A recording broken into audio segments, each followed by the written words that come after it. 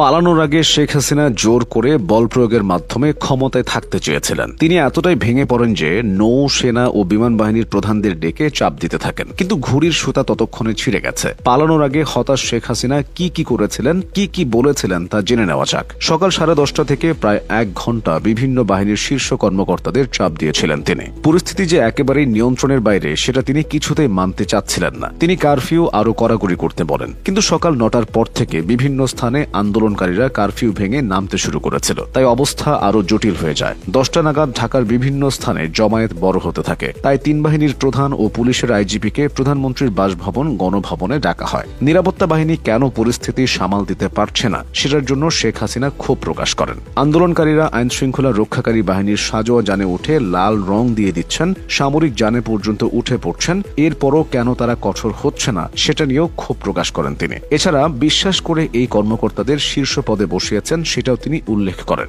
IGP জানান, পরিস্থিতি যে পর্যায়ে গেছে তাতে পুলিশের পক্ষেও আর বেশি সময় ধরে এরকম কঠোর অবস্থান ধরে রাখা সম্ভব নয়। ওই সময়ে শীর্ষ কর্মকর্তাদের পক্ষ থেকে বোঝানোর চেষ্টা করা হয় বল প্রয়োগ করে এই পরিস্থিতি সামাল দেওয়া যাবে না, কিন্তু শেখ হাসিনা সেটা মানতে চাচ্ছিলেন না। তখন কর্মকর্তারা শেখ রেহানার সঙ্গে আরেক পক্ষে আলোচনা করেন, তাকে পরিস্থিতি জানিয়ে শেখ হাসিনাকে বোঝাতে অনুরোধ করেন। শেখ রেহানা এরপর বড় বোন শেখ হাসিনার সঙ্গে আলোচনা করেন, কিন্তু তিনি ক্ষমতা ধরে রাখতে অনড় থাকেন। এক পর্যায়ে বিদেশে থাকা সজীব ওয়াজিদ জয়ের সঙ্গে ফোনে কথা বলেন একজন শীর্ষ কর্মকর্তা। এরপর জয় তার মায়ের সঙ্গে কথা বলেন। জয় তার মাকে বোঝান দেশে থাকা তার জন্য নিরাপদ নয়। শেখ হাসিনার শারীরিক নিরাপত্তার জন্য সবাই উদ্বিগ্ন ছিল। তারপর শেখ হাসিনা পদত্যাগে রাজি হন। তিনি তখন একটা ভাষণ রেকর্ড করতে চান জাতির উদ্দেশ্যে প্রচারের জন্য। ততক্ষণে গোয়েন্দা তথ্য আসে যে বিপুল সংখ্যক ছাত্র জনতা শাহবাগ ও উত্তরা থেকে গণভবনের দিকে রওনা হয়েছে। দূরত্ব বিবেচনায় 45 মিনিটের মধ্যে শাহবাগ থেকে গণভবনে আন্দোলনকারীরা চলে আসতে পারে বলে অনুমান করা হয়। ভাষণ রেকর্ড করতে দিলে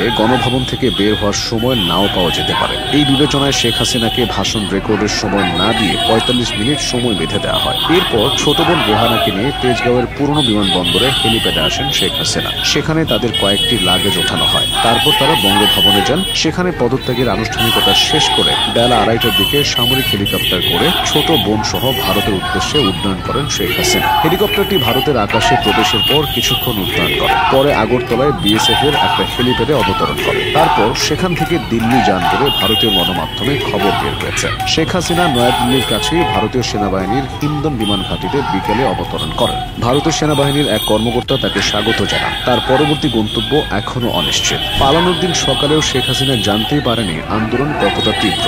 রাজনৈতিক বিশ্লেষকদের ধারণা, শেখ হাসিনার আশেপাশের মানুষদের মিথ্যা আশ্বাসের কারণে তিনি আন্দোলনের ব্যাপকতা বুঝতে পারেননি। তারা নেত্রীকে খুশি রাখতে নেতিবাচক কিছু বলেননি। আর টিভি দেখেও আন্দোলন সম্পর্কে ধারণা পাওয়া কঠিন, কারণ 2-1টা টিভি চ্যানেল ছাড়া বাকিরা সত্য তুলে ধরার ব্যাপারে অতটা তৎপর ছিল না। সে যাই হোক, নেত্রী পালালেও আওয়ামী লীগের অনেক নেতা দেশ ছাড়তে পারেননি। বেশিরভাগই আত্মগোপনে রয়েছেন। তাদের বাসভবন ও ব্যবসা প্রতিষ্ঠান ব্যাপক ক্ষতির মুখে পড়েছে।